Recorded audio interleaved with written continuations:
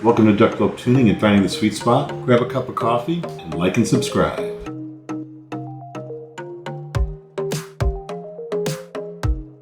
Welcome back to Duck Lope Tuning, Finding the Sweet Spot. Today I'm going to be talking about the Lime Ears Maris, and I've got that here on my desk.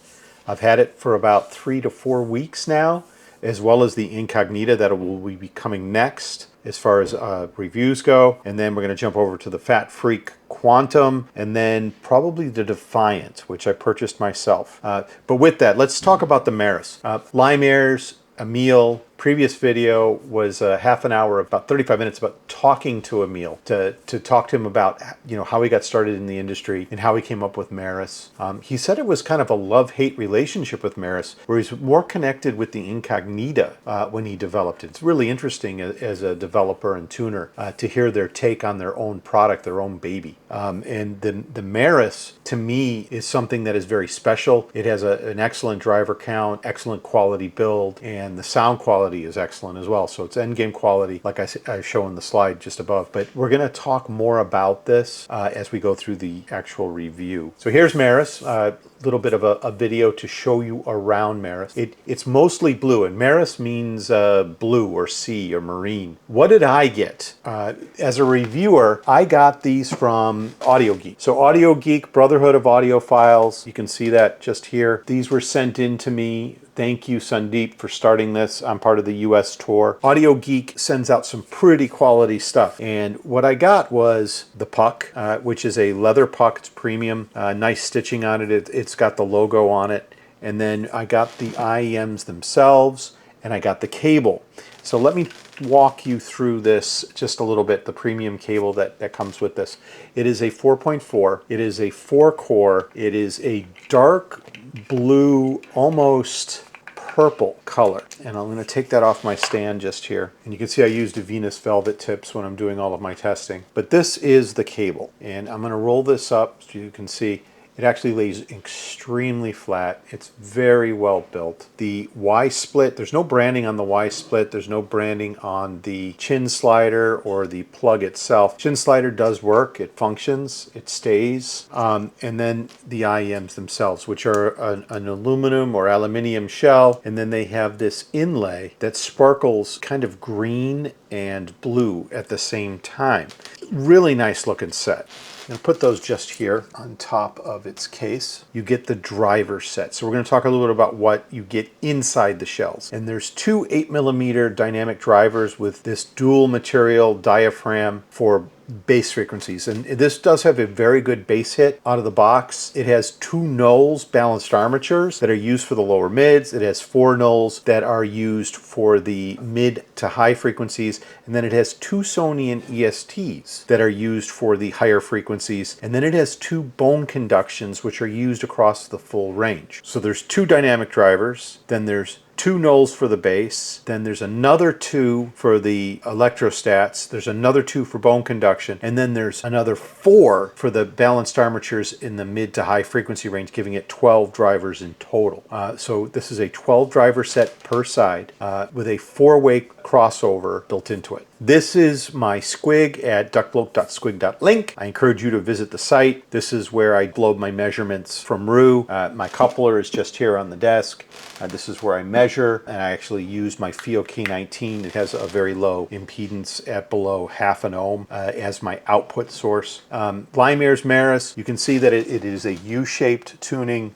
It has very good bass, slightly over treble, and then it is a slightly warm set because it drops off as it goes to about 10K, and then it falls off at 10K out to 15 quite a bit. And in talking to Emil, his house sound is actually very, let's say, neutral to warm. The reason for that is he wants to give the experience. He's a bass player, for one. He likes to give a listening experience to music where you can listen for a very long time and not get fatigued. So that's his house sound. where it is warm, but it is incredibly detailed.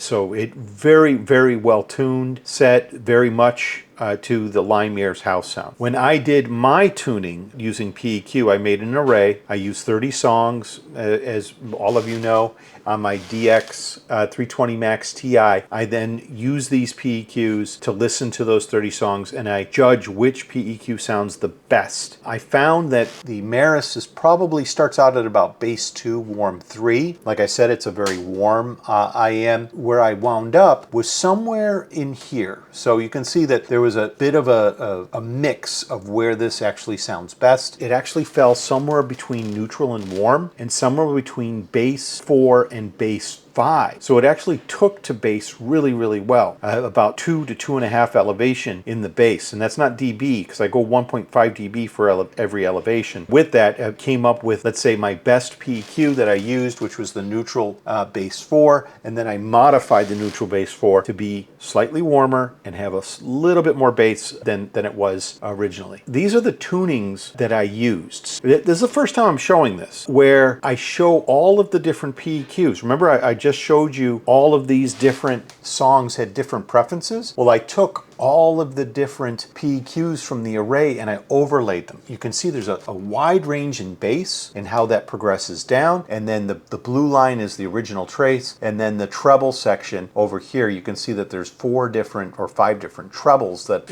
I used to create, let's say, the best sounding result. And this was my best sounding result. The green, I made it green because it's Lime Ears, is what the final tuning came out as. I elevated the bass, let's say, by about 4.5 to 5 dB. I actually brought the mids up slightly by about 1.5 dB from about 200 to 500. And then my Pina gain was much later by about 3 dB across the range from 4K all the way out to 10K. And then I elevated it and extended it all the way out to 20K, which you're not going to hear anyway, but for me 15 is really important. You can see the elevation just here.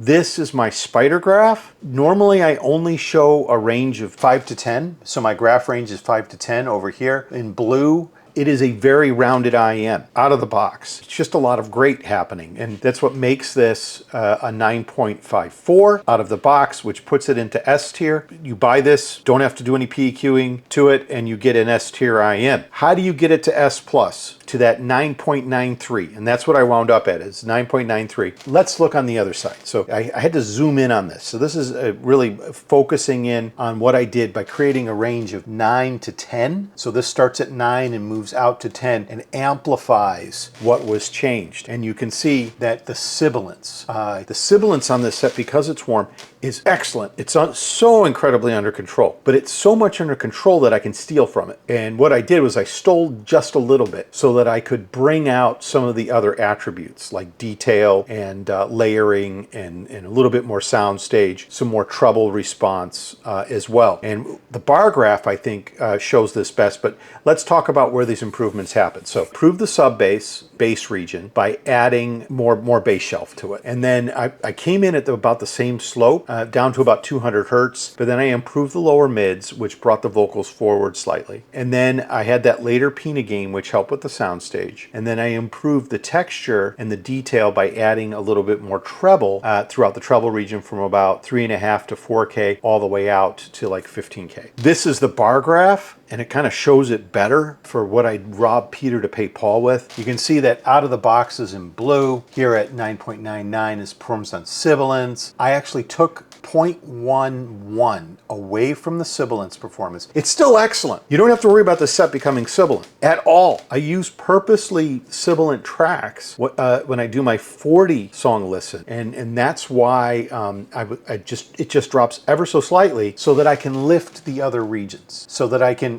bass isn't so much impacted by this. But when you talk about the treble region, going from a 9.33 up to a 9.94, the only way you do that is to actually increase increase the treble. And when you do that, you're going to sacrifice a bit of sibilance, but you have to really keep it under control around the 6K region. And then I was able to elevate tonality and texture, note weight, layering, everything got better. But again, this is going from 9 to 10 in its axis. Out of the box, this is no slouch. It is a really good IEM. I just fine-tuned it to my preference, my house sound. This is where it winds up. So this is Maris. You can see that it is tied for the 3 spot right next to the Camper CP622B. Is no slouch. It is just above the Flip Airs Aurora and just below the Alpha Omega Omega. $2,799. It goes from S tier to S plus tier with a 9.93. Welcome to the S tier plus, Emil. You have done an incredible job at making this beautiful IEM, and I appreciate all the patronage, all the people stopping by asking for PEQs. There's been a lot. I just posted a video that showed the list of best guesses, IEMs that I've never received, but I sort of looked at their squigs and said, how would I tune this if I never heard it before? And I've been sharing those out with the community as well. This is a much longer process. Again, I've been using the Lime Ears Maris for several weeks. Super impressed with it. So, see how it sparkles and not just blue, but you also get the greens coming through it as well. It's really a cool looking IEM. You will not be disappointed if you get one of these. Reach out to Maris, reach out to Lime Ears, tell them you saw this if you're interested in this. Maybe he'll negotiate with you. I don't know. I haven't talked to him. Sorry, Emil. I may be throwing you under the bus here, but maybe he'll give you a little bit of a deal because you're buying it after listening to my review. And with that, Duck Bloke out.